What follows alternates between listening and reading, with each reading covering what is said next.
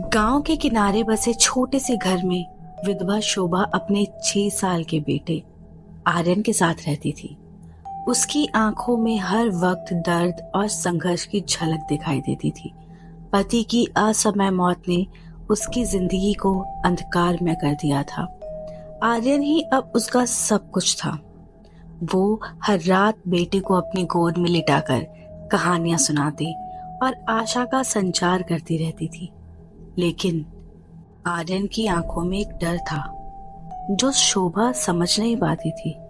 माँ, आज फिर वो औरत आई थी? आर्यन ने सहमते हुए पूछा। शोभा ने स्नेह से बेटे के सिर पर हाथ फेरा और उसे दिलासा दिया।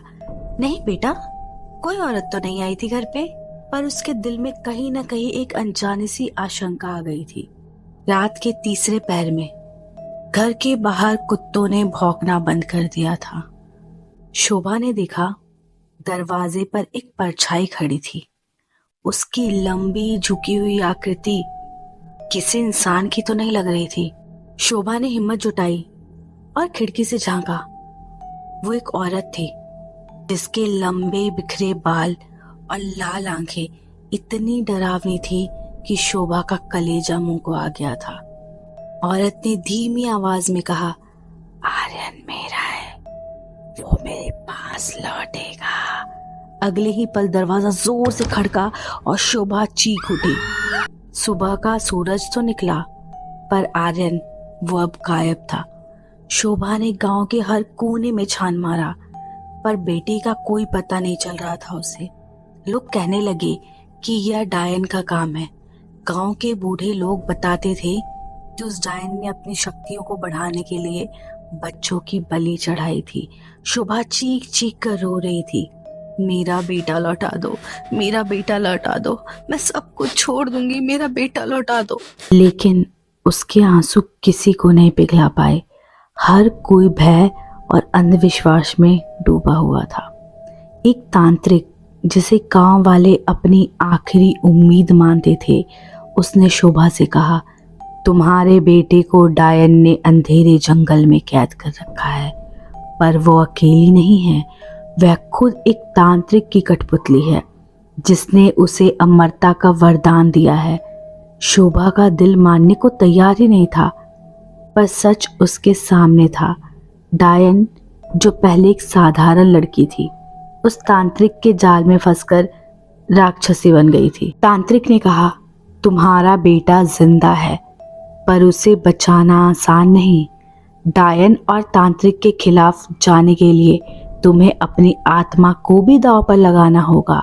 शोभा ने बिना डरे कहा, मैं अपने बेटे को हर हाल में वापस लाऊंगी, चाहे मुझे जान ही क्यों न देनी पड़े। तांत्रिक ने चेतावनी दी, अंधकार की ये लड़ाई तुम्हें अपने ही अस्तित्व से लड़नी होगी। शोभा हर दिन उम्मीद के सहारे जी रही थी। आर्यन की प्यारी मुस्कान उसकी आंखों में बार बार तैरती और वो सोचती, क्या मेरा बेटा अभी भी मुझसे मदद की गुहार लगा रहा होगा। गांव के लोग तो उसे अब नजरअंदाज करने लगे। डायन की वजह से इसने अपना बेटा खो दिया, कहीं इससे बात करके डायन हमें भी ना लेके चली जाए। कुछ लोग इस तरह की बातें और कानाफूसी करते। शोभा अकेलेपन में टूट चुकी थी, पर एक माँ का हौसला हार मानने को तैयार नहीं था। वो हर रात अपने बेटे की तस्वीर सीने से लगाकर कहती, आर्यन मैं आ रही हूँ तुम्हें लेने। तांत्रिक ने शोभा को जंगल में जाने के लिए तैयार किया। उसने कहा, यह जंगल सिर्फ एक जगह नहीं, यह एक माया का जाल है। हर कदम पर तुम्हें डर और दर्द का सामना करना होगा। शोभा हिम्मत जुटाकर आगे बढ़ी। रात घिरते ही अजीब अजीब आवाजें जंगल में गूंजने लगी। अचानक उसे एक बच्चे की चीख सुनी, माँ मुझे बचाओ, माँ मुझे बचाओ। वो दौड़ पड़ी। एक पेड़ के नीचे खून से सना हुआ आर्यन का कपड़ा पड़ा था। शोभा चीख पड़ी। उसे महसूस हुआ कि कुछ उसका पीछा कर रहा है। जब वो पलटी तो सामने डायन खड़ी थी। उसकी खौफनाक मुस्कान ने शोभा को जड़ कर दिया। डायन ने धीमे स्वर में कहा, तेरा बेटा मुझसे दूर नहीं जा सकता, वह मेरी शक्ति है। यह सुनते ही शोभा का दर्द गुस्से में बदल गया। तूने मेरे मासूम बच्चे को छीन लिया, तुझे मैं नहीं छोड़ूंगी। उसने पास से लकड़ी उठाई और डायन पर वार पे वार करना शुरू कर दिया, पर डायन की हंसी और ज्यादा भयानक हो गई। तुझे लगता है मुझे कोई इंसान हरा सकता है? उसने अपने हाथ ऊपर उठाए और जंगल के चारों ओर हवा गूंजने लगी। पेड़ अचानक हिलने लगे और शोभा को जमीन पर पटक दिया। तांत्रिक की आवाज जंगल में गूंजने लगी।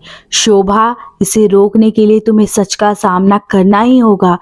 उसने बताया कि आर्यन की बलि चढ़ाने की योजना उस डायन की नहीं बल्कि गांव के सरपंच की थी। उसने तो डायन को मोहरा बनाया ताकि गांव वाले डर के साए में रहें। तुम्हारा बेटा पहली और सबसे बड़ी बलि है। शोभा का तो दिल फट गया। क्या ये सब एक इंसान की करतूत है? डायन ने हंसते हुए बोली, अपनी अमरता के लिए तुम्हारे बेटे को चाहती हूँ। डायन और शोभा के बीच संघर्ष बढ़ने लगा। शोभा ने हिम्मत जुटाकर डायन की आंखों में देखा और कहा, मुझे हर हाल में आर्यन चाहिए। उसी समय तांत्रिक ने शोभा को एक मंत्र दिया। यह मंत्र डायन की शक्तियों को तोड़ सकता है, पर इसका अंजाम तुम पर भी होगा। शोभा ने बिना सोचे मंत्र पढ़ना शुरू कर दिया। अचानक डायन ने भयंकर चीख मारी और गायब हो गई। जंगल में सब कुछ शांत हो गया, पर तभी तांत्रिक ने कहा, डायन को हराने के लिए तुम्हें अब उस जमींदार से लड़ना होगा जिसने इस खेल की शुरुआत की है। शोभा अब पूरी तरह टूट चुकी थी। आर्यन को बचाने के लिए उसने अपनी जान की बाजी लगा दी थी। हर बार जब वह डायन से भिड़ती तो उसका दर्द और गहरा हो जाता। गांव के लोग भी अब उससे किनारा कर चुके थे। हर किसी को तो अपनी जान प्यारी थी। शोभा अकेले ही जंगल में भटक रही थी। उसकी आंखों में सिर्फ बेटे की तस्वीर थी। उसने आकाश की ओर देखा और रोते हुए कहा, हे भगवान, मेरे बेटे को बचा लो। मुझसे उसकी चीखें और नहीं सुनी जाती। प्लीज मेरी मदद करो। शोभा तांत्रिक के पास पहुंची और कहा, अब मुझे आर्यन को बचाने के लिए आखिरी रास्ता बताओ तांत्रिक। तांत्रिक ने जंगल के सबसे गहरे हिस्से में जाने के लिए कहा, जहां डायन और सरपंच के सारे राज छुपे हुए थे। शोभा ने अपनी हिम्मत जुटाई और वहां पहुंची। जैसे ही वो उस जगह पर पहुंची, उसने देखा एक विशाल पेड़ पे आर्यन बंधा हुआ है और पेड़ के चारों तरफ तंत्र मंत्र के चिन्ह बने हुए थे। अचानक जमीन हिली और सामने सरपंच खड़ा हो गया। उसने हंसते हुए कहा, तेरा बेटा अब मेरा है। डायन तो सिर्फ एक मोहरा थी, असली खेल तो मैंने रचा था। शोभा का तो जैसे खून खौल उठा। उसने चिल्ला कर कहा, तू इंसान नहीं राक्षस है, राक्षस। एक माँ के दर्द को नहीं समझ सकता। सरपंच ने उसे चुनौती दी, अगर तुझ में हिम्मत है तो अपने बेटे को छुड़ाकर दिखा। यह जंगल अब तेरा सबसे बड़ा दुश्मन है। यह सुनकर शोभा ने पास में एक बड़ी मशाल उठाई और तंत्र मंत्र वाले चिन्हों को जलाने लगी। सरपंच गुस्से से चिल्लाया, अगर तूने ये सब नष्ट किया तो तेरा बेटा भी मरेगा। लेकिन शोभा अपने डर से पार हो चुकी थी। वो बिल्कुल भी नहीं डर रही थी। जब शोभा ने तंत्र मंत्र वाले चिन्हों को पूरी तरह से जलाया तो डायन अचानक प्रकट हो गई। उसने शोभा से कहा, तूने मुझे कमजोर किया, पर मैंने तेरे बेटे की जान बचाई। तेरा असली दुश्मन तो ये सरपंच है। डायन ने अपने सारे रहस्य उजागर कर दिए। मैं भी तो कभी एक माँ थी। सरपंच ने मेरे बेटे की बलि चढ़ाकर मुझे डायन बनाया। अब मैं उसकी सजा दिलाना चाहती हूँ उसे। शोभा और डायन ने मिलकर सरपंच का अंत कर दिया। सरपंच के खत्म होने के बाद डायन ने शोभा से कहा, अब मैं इस दुनिया से विदा ले रही हूँ, पर तेरा बेटा सुरक्षित है।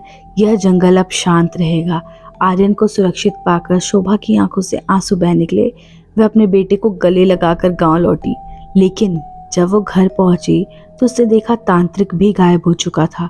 घर में एक पत्र पड़ा था जिसमें लिखा था, तूने अंधकार को हराया, पर अभी भी एक रहस्य बाकी है। जंगल में कुछ तो ऐसा है जो हर सदी में जागता है।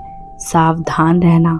डायन के साथ सरपंच का खेल खत्म हुआ, लेकिन जंगल का रहस्य अभी भी अनसुलझा है। शोभा के जीवन में फिर से खुशियां तो लौट आईं, लेकिन उस पत्र ने उसे हमेशा के लिए सतर्क बना दिया था। क्या जंगल का अंधकार फिर लौटेगा? यह रहस्य तो अभी भी छुपा हुआ है।